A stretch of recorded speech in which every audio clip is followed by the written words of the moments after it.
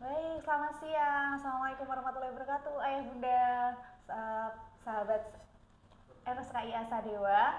Kembali lagi di Mondetalk RSKI Asadewa bersama saya, Nurse Betty. Nah, pada Mondetalk siang hari ini saya tidak sendirian karena di sini sudah ada Dr. Afin, spesialis anak. Halo, selamat siang. Assalamualaikum warahmatullahi wabarakatuh. Salam sehat Sadewa. Halo ayah bunda, apa kabarnya? Kita ketemu lagi hari ini dan membahas tentang apa ini hari ini, Nurse Betty? Kita akan membahas tentang kapan anak harus digitan. Nah, sesuai dengan temanya pada siang hari ini ya dokter ya, apalagi ini menuju musim liburan sekolah. Tentu banyak orang tua juga yang kepikiran nih untuk menghitan anaknya. Nah, sebelumnya nih kita bahas tentang kitan sendiri. Sebenarnya kitan atau sirkumsisi itu seperti apa dan manfaatnya itu sebenarnya seperti apa sih dokter?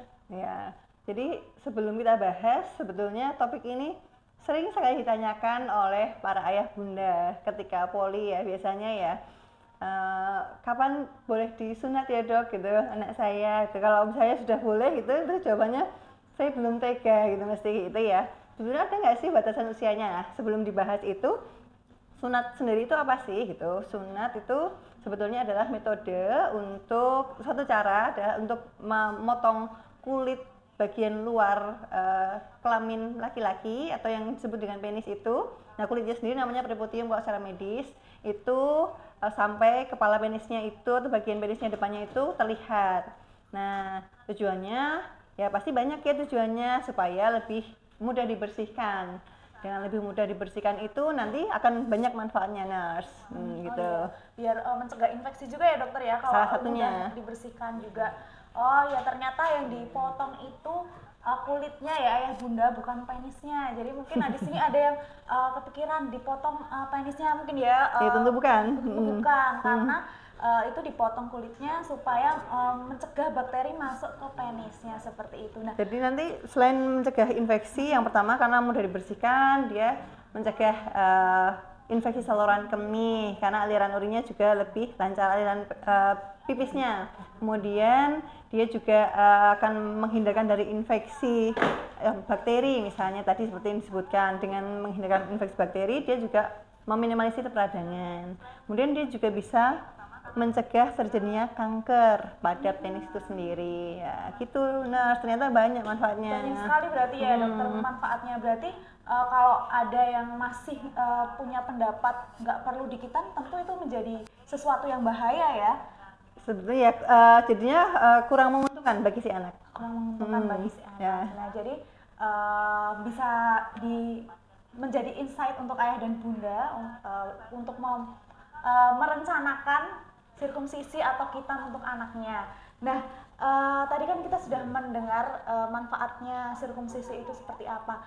Nah, sebenarnya kapan sih dokter anak laki-laki itu ya itu bisa dikitan itu mulai usia berapa?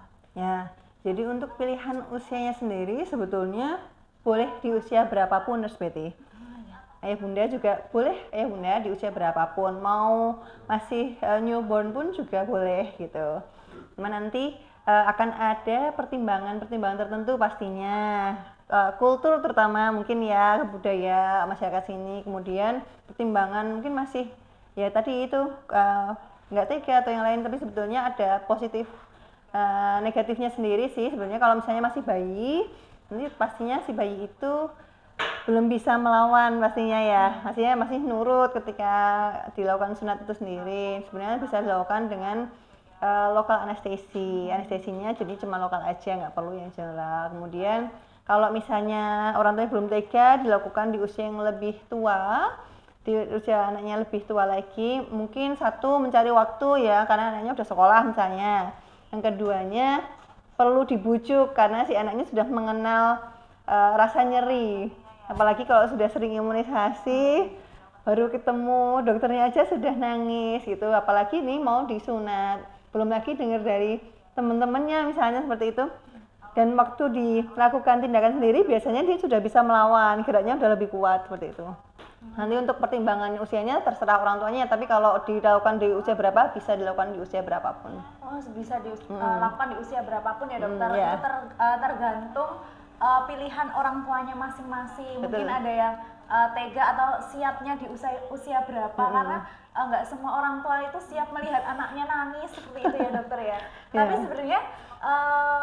sebenarnya lebih menguntungkan ketika makin muda nggak sih dok? Karena mungkin penyembuhannya lebih cepat. Kalau lebih simpelnya, lebih nggak ngereoknya ya bayi pastinya. Iya. Ya. Dan mungkin penyembuhannya lebih cepat nggak dok, atau sama aja? Kalau dari segi usianya sih sama saja, tapi kalau dari segi metodenya akan berbeda. Oh, metodenya seperti apa itu dok? Kalau untuk anak yang lebih besar dan anak yang mungkin bayi atau balita? Bisa dengan semua metode itu bisa dilakukan untuk segala usia itu, hanya saja nanti kalau misalnya metode yang secara umum itu kan untuk simpelnya ada yang metode konvensional yang masih dipotong dijahit, ada juga yang selain yang dijahit. Jadi sekarang udah banyak metodenya yang tanpa dijahit. Nah nanti penyembuhannya tentu lebih cepat yang tanpa dijahit SBT.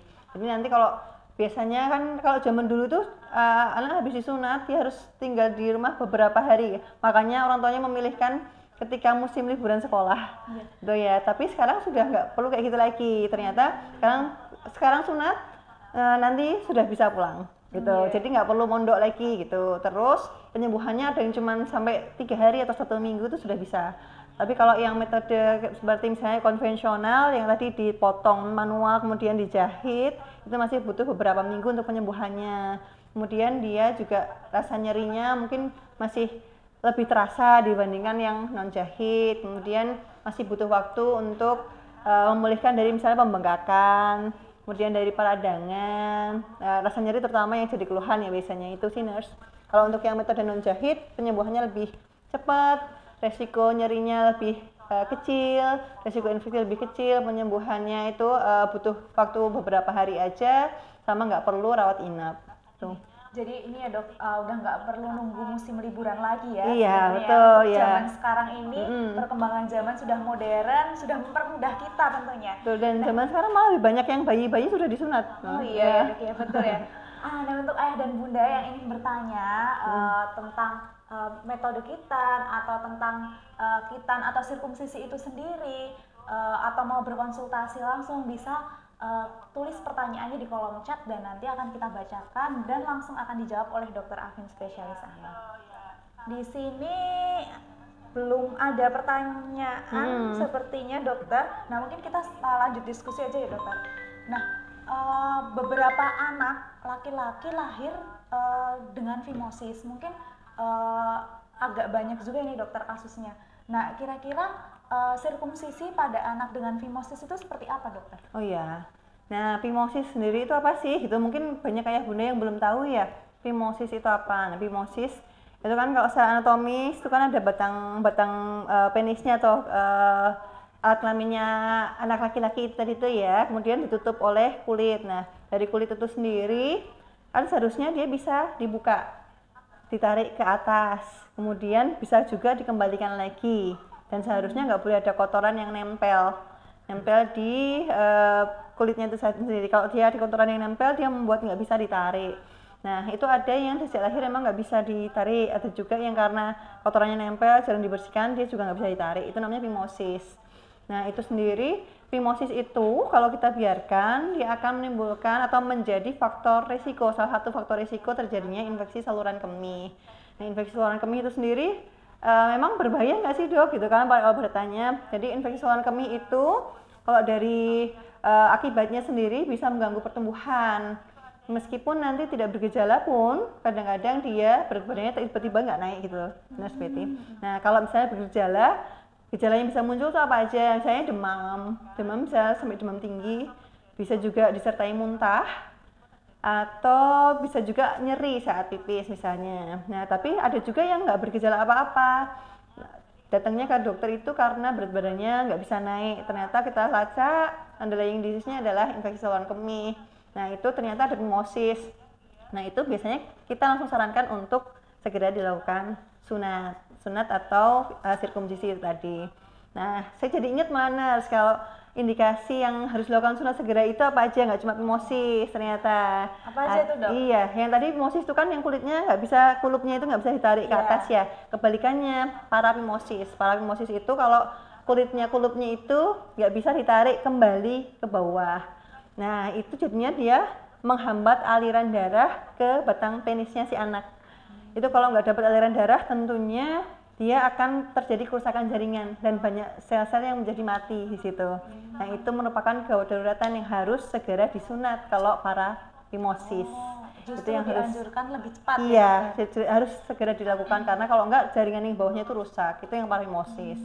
Terus selain fimosis, parafimosis ada juga balanitis. Nah, balanitis apa lagi itu ya? Balanitis itu sebenarnya pakai itis-itis ya ayah bunda ya. Jadi kalau balanitis itu ada peradangan di batang penisnya sendiri. Peradangannya ini bisa karena infeksi bakteri, bisa tandanya apa? Misalnya kemerahan di sekitar batang penisnya itu, nyeri biasanya saat pipis, anaknya ngeluh nyeri. Terus kalau satu lagi balanoptisis, nah itu dia radangnya nggak cuma di batangnya penisnya aja, tapi juga sampai ke kulitnya atau yang kita sebut preputium tadi. Di situ radangnya dua-duanya. Nah itu juga indikasi dilakukan sirkumsisi karena radangnya udah sampai ke dalam malahan gitu.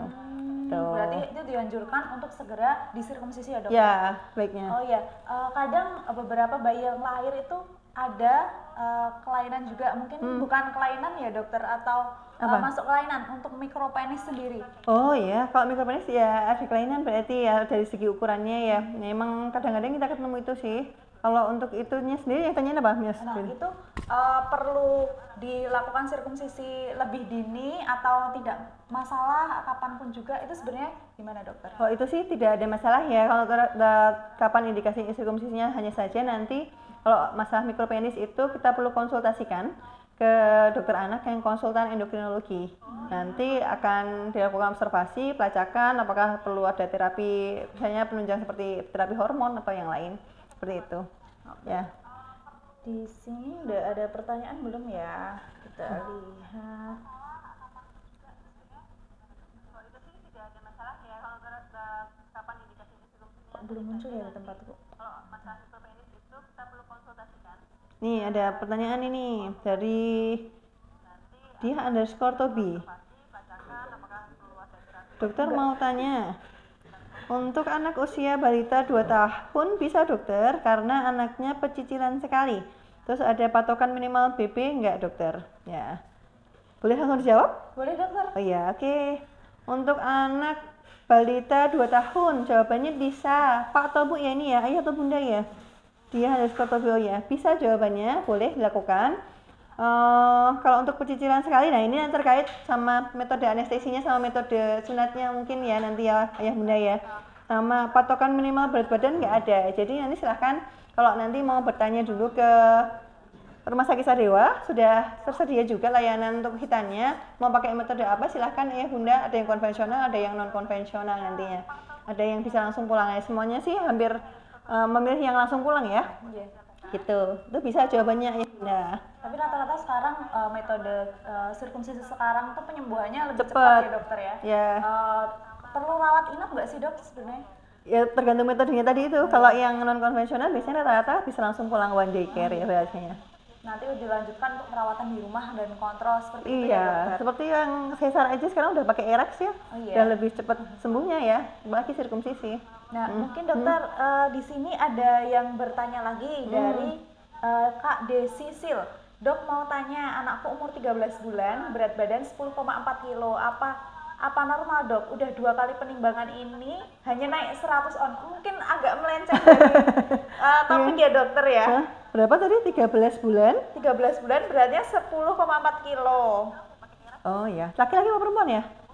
Ini tidak disebutkan dokter. 13 bulan, 10,4 kilo dari segi usia. Oh dari segi usia sih masih normal. Kalau tapi kan untuk penilaian status gizi nggak cuma berat badan berdasarkan usia, tapi berat badan berdasarkan tinggi badannya, tinggi badan berdasarkan usianya, itu perlu kita nilai. Dan apalagi tinggi badannya berapa? Tinggi badannya tidak disebutkan. Usianya segitu ya, oh iya. Penimbangan 2 bulan? Penimbangan, udah 2 kali penimbangan hanya naik 100 ons. Oh iya, kalau dari kenaikan berat badannya memang ada perlambatan, jadi dia kurang. Kalau harusnya 1 bulannya untuk usia segitu masih sekitar 2 ons. Peningkatan berat badan. Kalau ditanyakan berdasarkan usianya berat badan segitu masih normal, tapi kenaikannya emang kurang optimal. Nanti kalau itu perlu kita lihat lebih lanjut ya ayah bunda ya. Kita lihat tinggi badannya berapa, kemudian status-statusnya baru bisa kita uploadkan. Ini ada pertanyaan lagi dari Kak Diah_Tobi. Ada layanan datang ke rumah atau kita ke RS dokter? Nah ini mungkin bisa dibantu juga dari sementara di rumah sakit. Sementara ya? masih di rumah sakit mungkin ayah bunda kan keterkaitan dengan sterilisasi mungkin ya. Kan alat-alatnya perlu steril, kemudian tempatnya juga harus steril, harus ada nanti ini apa namanya sarana prasarana yang disterilkan itu untuk meminimalisir infeksi. Dan tentunya ini ya dokter emergency kit ya, misalkan suatu waktu ada kondisi emergency saat digigitan, tentunya untuk penanganannya akan lebih mudah ketika datang ke rumah sakit. Betul ya, tata laksana emergensinya bisa lebih dihandle di rumah sakit. Ini ada pertanyaan lagi dari Ratna_Ningsih 1, dok, one day care mulai usia berapa dok? One day care untuk yang sirkumsisi?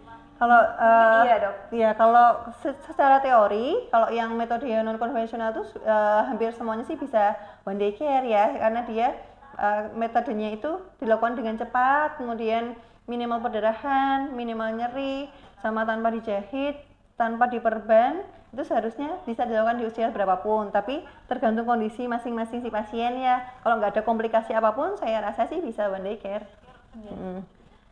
Sudah menjawab ya Bunda. Nah di sini ada pertanyaan lagi dari Rizky Damayanti. Dok, kalau kaki bayi tumpang tindih harus diapain ya? Apa bisa kembali normal? Mungkin agak tumpang tindihnya kemana ya? Ke dalam apa keluar ayah bunda? Tidak diberikan keterangan. Oh iya. Tumpang tindihnya ke tumpang tindihnya ke arah mana ayah bunda? Nanti kalau misalnya emang dicurigai nggak normal, kan dokternya akan melihat sudutnya itu seberapa. Kalau emang sudutnya emang terlalu dalam atau malah terlalu keluar, nanti apakah perlu tata laksana, biasanya akan di ronsen. Kemudian kalau emang perlu ya kita kerja sama-sama dokter spesialis ortopedi gitu. Ini ada pertanyaan lagi dokter, kalau kita bisa dewa, apa bisa request untuk mondok saja meskipun bisa one day care? Karena anak pertama kadang parno, takut kenapa-napa setelah digigitan. Tentu ini boleh. Berkebalikan dari yang tadi ya dokter ya? Tentu boleh, selama bangsanya ada tentu boleh. Milih kamar dulu aja, booking kamar dulu, baru nanti nentuin kapan mau sunatnya. Karena di sini bangsal anak kita juga banyak ya dokter, kamarnya dari kelas 1, kelas 2, kelas 3 dan VIP juga ada. Nanti bisa dilihat dulu kalau ayah bunda berkenan untuk sirkumsisi dan berkenan untuk mondok. Nanti booking dulu tapi ya berarti ya. Bisa diberikan. Ini berkebalikan ya dokter, biasanya pengen cepet pulang.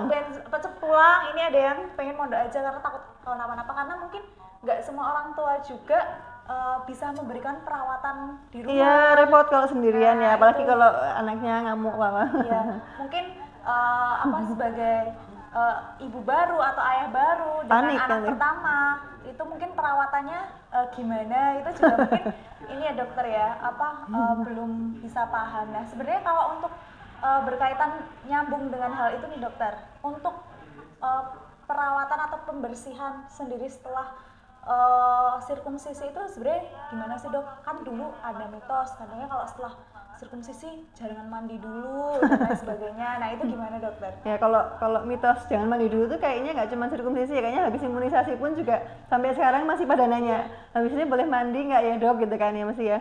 Kalau mitos itu sendiri sebenarnya mandi aja nggak apa-apa gitu. Kalau untuk luka yang apalagi yang sekarang simpel yang non konvensional itu ya kan, nanti kalau misalnya basah atau apa bisa dikeringkan. Kemudian kalau misalnya ada yang masih luka terbukanya sedikit itu bisa betul pakai kapas betadine, tapi sekarang udah nggak perlu diperban lagi itu nurse bathing. Jadi lebih simpel sih perawatannya. Dan sekarang kalau memang takut pakai celana biasa, ada celana yang khusus itu, jadinya nggak langsung bergesekan sama celananya si anak. Kalau bergesekan mungkin kemudian berdarah atau lecet atau apa, nanti anaknya jadi rewel gitu. Tapi sekarang udah banyak sekali penunjangnya jadinya ya, support sistemnya jadi banyak sih, udah nggak kayak zaman dulu. Kalau zaman dulu kan harus diberikan kasa, terus kalau pipis takut gitu ya dokter, jadi menjadi kekhawatiran orang tua. Ayah bunda nggak perlu khawatir, ketika nanti ayah bunda sirkumsisi di RSKI Asadewa akan diinformasikan juga untuk perawatannya di rumah seperti apa. Nah, ada pertanyaan lagi nih dokter. Dok, kalau bayi belum toilet training setelah sunat bisa pakai popok sekali pakai? Usianya berapa ya? Nggak jelas ya. Tidak Jadi dijelaskan, dokter. pakai pospak boleh nggak apa? Karena kan newborn itu pun juga kan belum toilet training ya. Boleh nggak apa? Jawabannya. Jadi nggak apa-apa ya Bunda. Cuma nanti rajin aja untuk mengganti, baik sudah sunat maupun belum, harus sebetulnya mengganti adalah 4-6 jam sekali mengganti popoknya. Untuk mencegah infeksi ya, Dok. Iya. Ya? Di sini ada pertanyaan lagi dari Kak Andre 000. Dok mau tanya, kalau bayi usia 7 bulan baru imunisasi 1 kali apakah tidak apa-apa? Dan saya ada rencana akan melanjutkan imunisasi selanjutnya. Adakah pesan khusus untuk diberitahu perawatnya? Oh, ya nanti kalau emang 7 bulan itu kan berarti catch up imunisasi, berarti imunisasi kejar. Nanti yang perlu diberitahukan adalah imunisasi apa yang sudah pernah. Itu nanti kalau misalnya BCG sudah, itu aman. Tapi kalau BCG belum, berarti kita akan catch up BCG, tapi kita mantuk tes dulu, ada tes dulu sebelumnya. Sedangkan kalau imunisasi lain nggak apa, langsung aja dikejar, kecuali yang rotavirus sudah nggak bisa. Mungkin buku pinknya juga ya, Dokter? Iya, dibawa aja itu, dibawa. sama tanggal lahirnya. Yang penting itu aja sih. Iya. Boleh segera aja catch up. Ini Dok, dari Kak Alfika Salsabila. Maaf Dok, tadi ketinggalan. Usia yang baik untuk hitam tadi usia berapa ya Dok? Jawabannya tadi usia berapapun boleh, Bunda. Jadi nanti yang paling penting sudah ditekadkan untuk hitan. Jadi udah nggak takut-takut lagi, nggak apa-apa. Nanti kalau semakin masih newborn misalnya kayak gitu nggak apa-apa kan. Biasanya ada yang jangan dulu kalau masih ada mitos ini itu kan gitu kan ya. Tapi itu sudah mau percaya mitos atau mau medisnya, tergantung itu aja nanti orang tuanya. Ya. Nyambung juga nih Dokter dengan pertanyaan itu kan usia berapapun bisa. Nah sebenarnya batas idealnya itu maksimal tuh usia berapa sih Dok supaya apa lebih baiknya untuk digitan? Nah, kalau kita baca referensi nggak ada batas maksimalnya sih, hanya saja kalau memang terjadi misalnya penumpukan kotoran, kemudian ada tadi komplikasi kayak misalnya phimosis atau yang lain, kalau semakin kita biarkan kan semakin tinggi resiko untuk terjadinya infeksi peradangan, baik itu infeksi sel kemih maupun infeksi di organ kelaminnya sendiri. Nah itu semakin lama ya makin beresiko sih, kalau batas usianya sih nggak ada. Ya nggak ada ya Dokter. Di sini di sini belum ada pertanyaan lagi Dokter. Ini ada pertanyaan lagi. Masih ada pertanyaan lagi.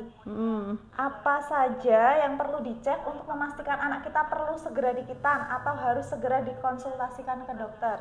Kalau anaknya sehat-sehat aja sih, nggak ada yang perlu dicek khusus ya Bunda. Tapi kalau misalnya ada keluhan sebelumnya, misalnya anak saya kalau pipis kok ini ya kayak melembung gitu, menggelembung gitu si kulitnya. Kemudian kalau anak saya kalau pipis kok ngeluh nyeri, ya itu kita perlu cek biasanya urin rutin.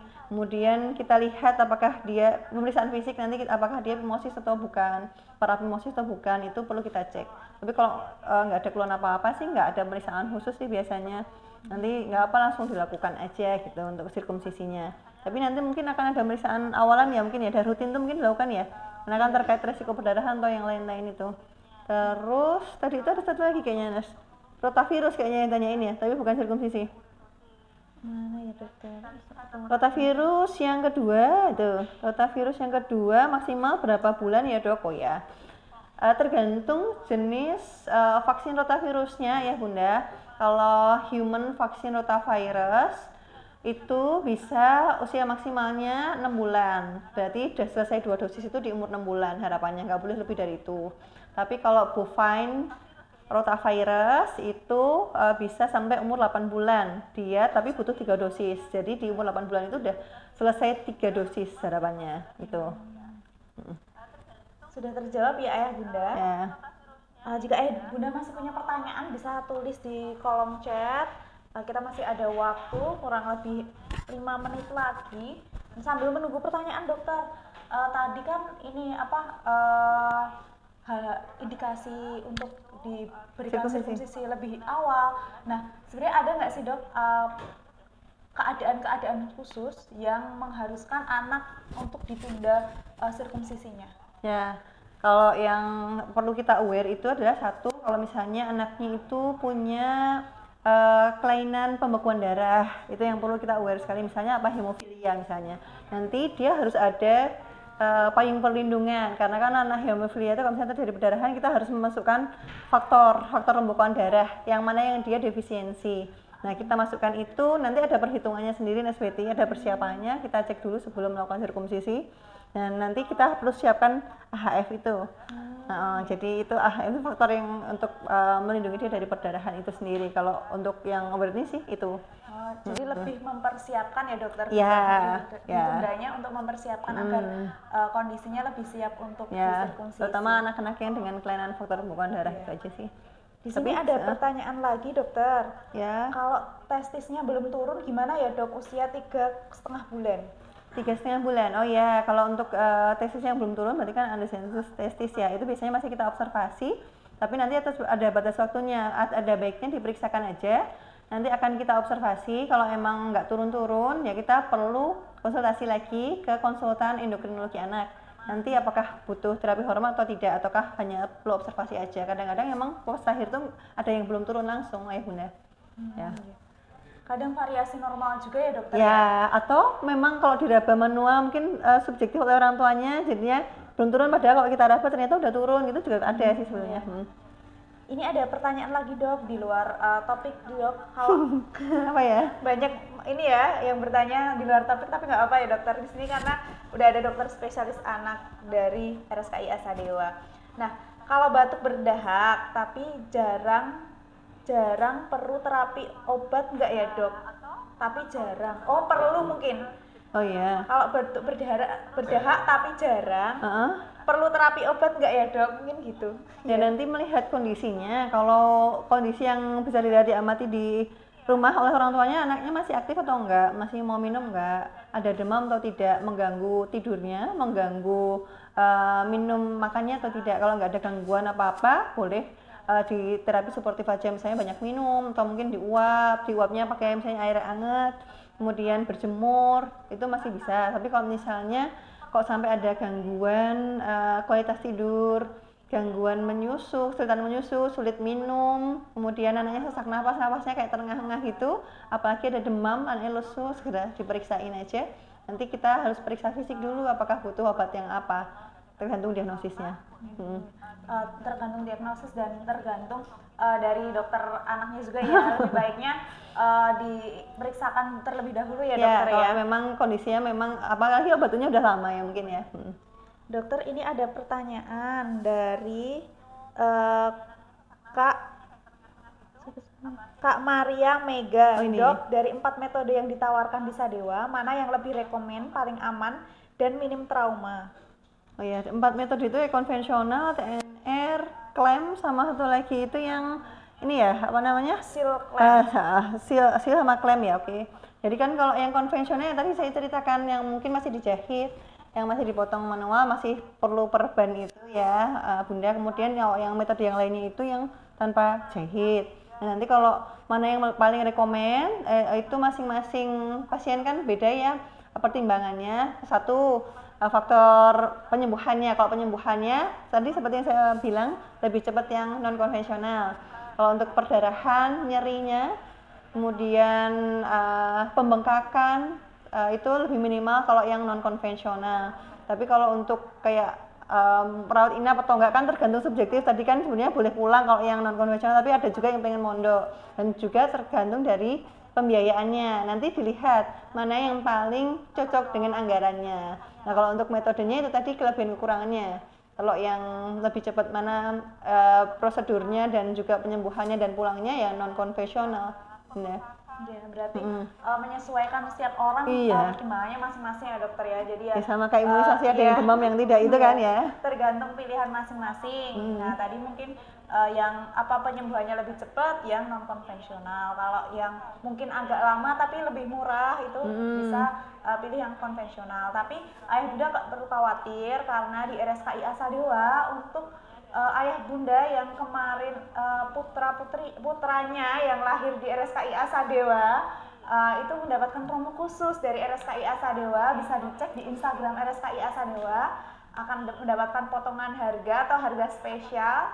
Nah, nanti bisa segera booking di pendaftaran atau aplikasi RSKI Asadewa. Gitu ya, Iya, untuk dokter. alumni lahir Sadewa. Alumni Oh, RSKI Asadewa yang alumni lahir dapat Sadewa. special prize dong. yang alumni lahir Sadewa, Iya. hitam di Sadewa. Iya. Dapat sepeda nggak? dapat dapat masa depan, dokter. Oh, masa depan baik Masa lah. depan yang cerah. Seperti itu ya. Kita harus nunjukin apa itu Nurse Betty? Mungkin ini apa, surat keterangan lahir atau buku KIA ya? Oh, Buku KIA bisa, dokter. baiklah. Nah, di sini sepertinya sudah tidak ada yang bertanya lagi. Seru sekali ya dokter ya, apalagi di musim menjelang liburan sekolah ini banyak orang tua yang memikirkan untuk menghitan anaknya. Padahal ya meskipun tadi udah di luar mitos bahwasanya kalau penyembuhannya lama dan sebenarnya nggak perlu menyiapkan waktu yang lama, tapi memang biasanya kalau liburan sekolah, liburan Natal, Tahun Baru gitu biasanya banyak yang hitan ya. Nah itu ayah bunda bisa menyiapkan untuk persiapan kitan anaknya, bisa dicek dulu di RSKI Asadewa, boleh dulu tanya-tanya dulu juga boleh, karena di sini admin RSKI Asadewa Siap 24 jam untuk menjawab. 24 jam untuk menjawab pertanyaan ayah bunda. Kalau nggak pas liburan di pantai ya. bisa menjawab 24 jam nggak? Iya. Untuk bisa menjawab 24 jam pertanyaan-pertanyaan ayah bunda ya. Bisa booking kapan juga. Nah, bisa dikonsultasikan dulu nanti metode mana yang cocok untuk ayah dan bunda. Kalau mau lihat kamarnya dulu boleh nggak Nurse Betty? Boleh sekali. Nanti bisa datang langsung ke RSKI Asadewa, nanti akan ada petugas yang mengarahkannya, jadi ayah bunda tidak perlu khawatir. Ada yang tanya nih, kalau sunat itu bisa pakai BPJS nggak sih? Saya masih jadi ingat, kalau pasien saya banyak yang tanya itu. Bisa nggak ya? Nanti kita tanyakan ke bagian administrasi ya. Nanti kita akan tanyakan Karena bagian pertanyaannya administrasi. sekitaran itu biasanya orang tuanya kok Iya, nanya. soalnya pembiayaan juga ya dokter ya. Nah nanti ditunggu ayah bunda informasinya, jika nanti bisa tercover dengan BPJS nanti akan kita informasikan, tapi jika belum nanti ayah bunda bisa mempersiapkan diri, bisa Mungkin pakai menabung diskonnya dulu. yang lahir di sini Iya, ya. bisa menggunakan manfaat benefit dari diskon alumni RSKI Asadewa. Sebagai kartu alumninya ya. Iya, tapi insya Allah di RSKI Asadewa ini masih terjangkau ya. Amin daripada ya. lainnya, jadi bisa memudahkan ayah dan bunda sekalian. Oke. Masih ada pertanyaan lagi nggak ya? Oh, ini udah dijawab dokter. Ternyata sudah langsung dikonfirmasikan ke bagian BPJS-nya bahwasanya untuk kitan itu belum bisa tercover BPJS. Oh iya. Oh, kecuali kalau ada indikasi medis, berarti nanti langsung sama dokter spesialis urologinya. Oh, seperti itu. Mungkin tadi indikasinya sudah dijelaskan dokter Afif tadi ya dok, ada iya. beberapa penyakit penyerta yang harus segera dilakukan sirkumsisi itu tadi. Ya. Nah, semoga diskusi Mondetalk pada sore hari ini bisa bermanfaat untuk ayah dan bunda dan bisa menjawab keresahan ayah bunda sekalian yang mungkin galau ini mau mencari tempat sirkumsisi untuk anaknya, bisa langsung hubungi RSKI Asadewa. Di mana hubunginya? Bisa hubungi di Instagram RSKI Asadewa yang sedang live ini, atau bisa di aplikasi Sadewaku, seperti itu. Berarti install dulu ya. Iya. Oh jangan lupa, sampai kelupaan dokter, Sadewa kita punya membership juga. Oh. Selain tadi mungkin mendapatkan benefit dari alumni RSKI Asadewa, bagi member Sadewaku itu mendapatkan potongan 10% ya, kalau tidak salah ya. Nah itu bisa dimanfaatkan juga benefit. Maksud sirkumsisi aja? Untuk semua tindakan semua layanan yang tidak tercover BPJS atau yang bayarnya mandiri seperti itu ya. Nah itu nanti mungkin untuk informasi lebih lanjutnya bisa konsultasi langsung ke RSKI Asadewa. Karena sudah habis waktu kita dan sudah habis kok, berapa menit? Cepat sekali ya dokter, nggak kerasa ya. Kok Nah, baru pada bosan soalnya nih. iya. Biar kita minggu depan lagi dokter. Biar kita Oh, iya. ditunggu setiap Senin. Mungkin ayah bunda bisa tuliskan di sini ada usulan topik apa yang mau dibahas gitu. Mungkin ayah bunda Oh, boleh boleh sekali. diketik di sini ayah bunda. Nah, Mumpung belum ditutup tuh. Iya. Karena di sini nanti biar notes dari kita kira-kira apa saja sih yang Mau dibahas. bunda inginkan, yang menjadi keresahan ayah dan bunda yang perlu kita bahas seperti Ya, itu. betul sekali. Mungkin cukup dokter Afin, ada tambahan lagi? Sudah sih itu ya mungkin ya. Ya. Ya. Kalau sudah tidak ada tambahan, mungkin saya dan dokter Afin pamit undur diri. Sampai jumpa di Model Talk berikutnya. Berikutnya. Salam sehat, Sadewa. Terima kasih sudah ikut join. Assalamualaikum warahmatullahi wabarakatuh.